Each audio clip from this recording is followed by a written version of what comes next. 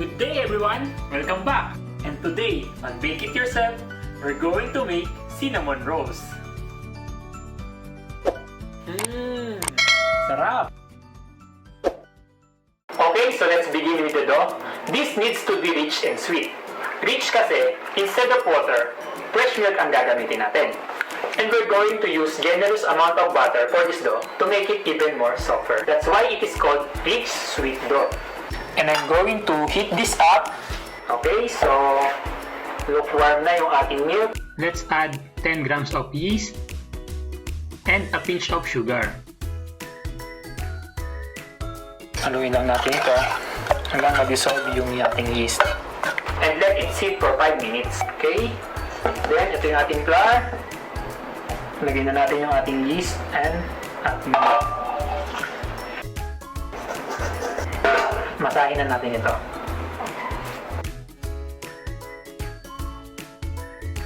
Mamasahin ito ng mabuti hanggang wala nang maiiwan na dry flour na makikita or any crumb-like gaya nito. Because it causes tiny little bits in the dough. At di yun maganda dahil di natin makukuha yung well-developed and smooth dough. At i-rest natin ito ng 30 minutes to 1 hour or until mag-double in size. And don't forget to cover. And I put it in the oven. Tinurn on ko yung heat niya to 40 degrees centigrade. Okay, so dalawang klase ng cinnamon rolls yung gagawin natin. Yung isa, yung plain, at yung isa naman ay maglalagay tayo ng raisins. So, pag gumamit po kayo ng raisins para sa inyong cinnamon rolls, make sure soak nyo yung raisins sa water. So now, let's prepare our pan by simply pouring melted butter. Ngayon naman, while waiting sa ating sponge, incorporate na natin ang kasunod na bahagi ng ating dough. And my salt goes in at yung butter. And the eggs. One at a time ang paglalagay dito.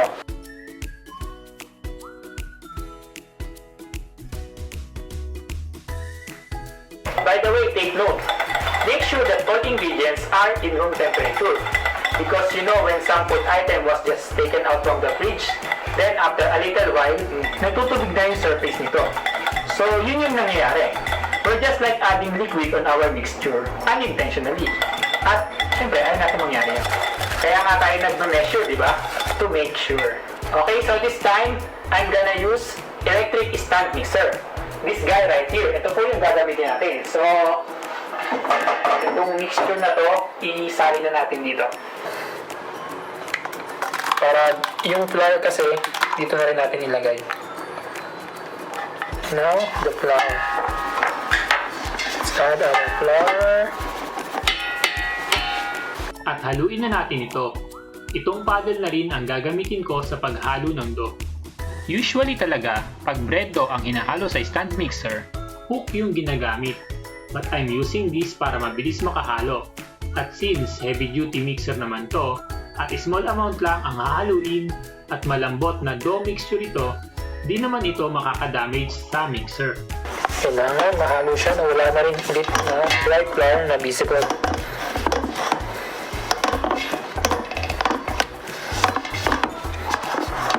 Okay, so ito yung magiging texture niya. Para siyang paste-like. So, ready na yung ating sponge. So, let's get mixing.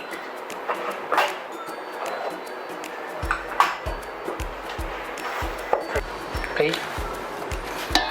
Just like that. Safety cover. Switch it on. Then, simulan natin sa low speed. Pag almost nag-combine na siya, then let's bring it to high speed. Until maging smooth or makinis. Pero i-check pa rin natin through window pane test. Okay na to. Then, now, fold lang ito ng mga 1, 2, 3, and 4. At i-roll natin ito into this shape. Bread baking entails a lot of patience. Because once again, i-rest po ulit natin ito ng 1.5 hour to 2 hours. And this is a must. And please don't go skip this part because that will give you hard cinnamon bread. At ayaw natin mangyari yun. Okay, so i-rest muna po natin ulit ito. Increase natin siya ng bahagya. Pati yung pan na paglalagyan niya.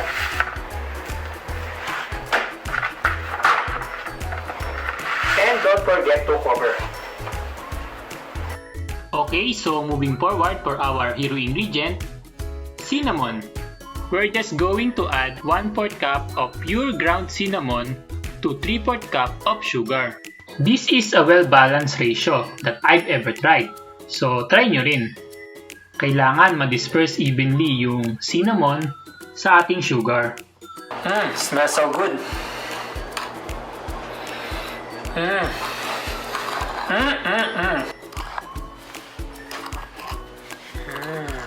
Okay, so after resting, i-roll out na natin ito. But don't forget to grease the table. Then, transfer natin itong ating dough sa ating table. Yan. At ipa-flatten natin ito. But first, hinahata ko muna ito ng pahaba. And make sure na yung aabutan ng dough ay grease. Okay? Just like that. That's the reason why kailangan well-relaxed yung dough. Dahil i-stretch out natin ito ng husto. Pag hindi well-relaxed yung dough, tapos hahatakin natin siya ng ganito, ang mangyayari sa dough ay mapupunit. Siyempre, ayaw natin mangyari yon. Kaya kailangan well-relaxed talaga yung dough. Okay?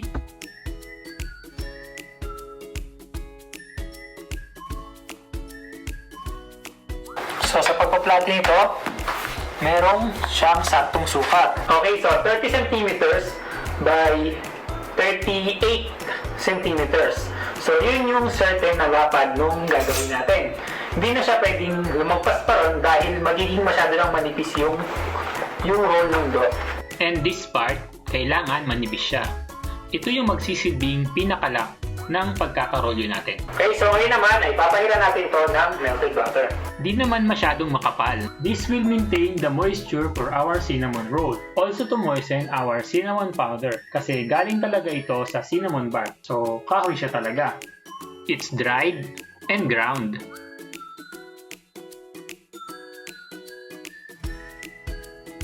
So now for our hero ingredient, our cinnamon. Ilalagay natin itong lahat gamit ang kamay. It will look like too much, but that is just okay. It's a perfect balance of cinnamon sugar para sa volume ng ating dough. Yung bandang ilalim, wag niyo na siyang lagyan. Naaalala nyo yung ating sinoke na raisins? Dahil dalawa yung gagawin natin. Yung half plain, yung ka-half naman, meron tayong i-add na raisins. So, kung dito yung half niya, so dito tayo. Maglagay tayo dito ng raisins. Okay, so that's it. I-roll na natin ito. Paano ba ito? Ito na. Una, ipofold lang muna natin yung bandang itaas nito. Hanggang sa dulo. Okay, balikan naman natin yung pinagsimulan. I-fold lang muna ulit ito hanggang sa mairolyo na natin. So, hindi naman kailangan na siksik siya. Just enough na hindi siya loose o maluwag.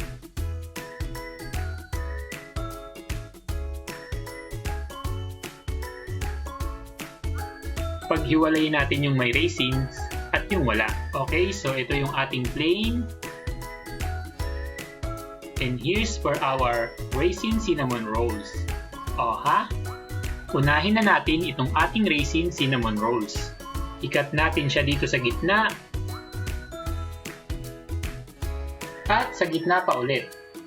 At sa gitna pa ulit nito. At sa gitna ulit. At sa gitna pa ulit nito. At sa gitna ulit. At sa gitna ulit nito. Yan. Ha? How cute. Cute na, delicious pa. Naku po. Saan ka pa?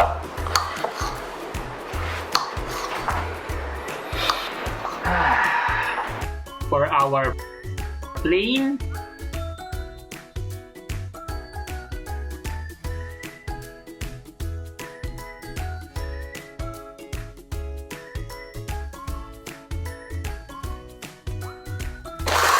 Oh! Look at that! Ngayon naman, para sa ating classic. Ginigit na ako yung dulo kahit maliit yung pagkakakat niya. Kasi during proofing naman, nagsisiksikan siya at yung gitna yung pinaka umaangat. Kaya, it's safer na sa gitna na lang ilagay yung pinaka tail. Both ends. Okay, so at this part, kagaya ng sinabi ko kanina, bread baking entails a lot of patience. This time, proofing time na. Papalsahin na natin ito ng mga say 1.5 hour to 2 hours. Okay, so pahinga muna ulit tayo.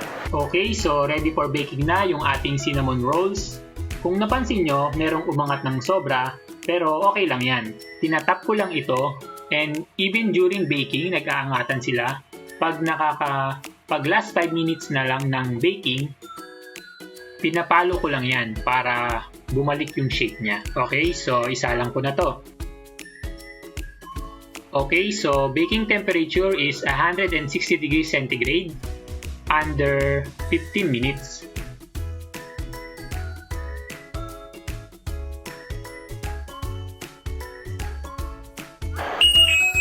Oh, luto na!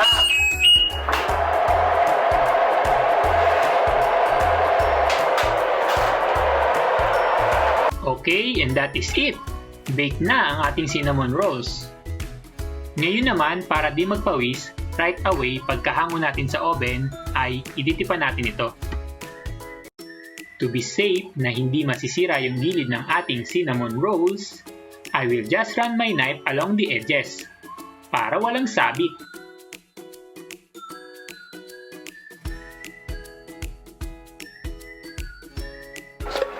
Alright.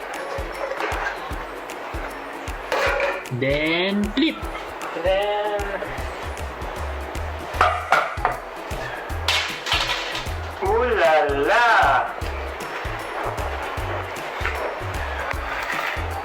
Okay, and for our raisin cinnamon roll,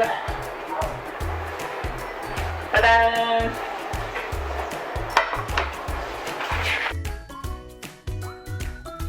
And that is it! But to make it more delicious, we will top it with cream cheese frosting. Okay, so for our cream cheese frosting recipe, paklik na po ng link above. Okay, so gumagawa talaga ako ng cream cheese frosting at iniista ko na lang sa fridge. At pagka kailangan ko para sa aking cinnamon rolls, nagme-melt na lang ako nito. Intended din kasi talaga na melted ang ating frosting para maipur at ma-spread natin ito on top of our cinnamon rolls. And it also gives shine. Nagpapasarap na, nagpapaganda pa. Kaya it's a perfect marriage talaga para sa ating cinnamon rolls. So what are you waiting for? Bake it yourself with our cinnamon roll recipe.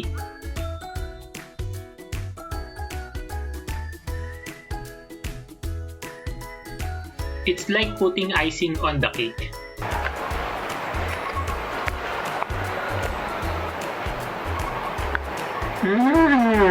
Magsiset pa yung consistency ng ating icing because medyo hot pa siya ngayon. So hindi naman ito magiging runny. So which one is your favorite? Raisin cinnamon rolls or plain cinnamon rolls with cream cheese frosting? Please give this recipe a try.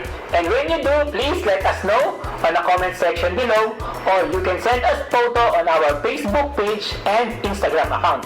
And for our written recipes, please go visit gobakeityoursef.blogspot.com. So once again, if you like this video, please don't forget to like, share, and subscribe. At pakiclick na rin yung bell button para updated ka sa mga latest baking tutorials ko. Thank you for watching. Bake it yourself! Titima na!